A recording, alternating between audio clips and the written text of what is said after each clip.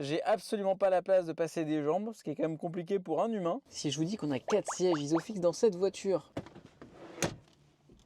Bon, là clairement, c'est difficile de faire 500 km ici, c'est vraiment du dépannage. Vous pouvez le constater avec la banquette reculée au maximum pour le deuxième rang. J'ai absolument pas la place de passer des jambes, ce qui est quand même compliqué pour un humain. Et pour ressortir, il faut être petit gabarit comme moi, voire plus encore, car l'espace ici est très faible. Ça demandera de se contorsionner pour y rentrer.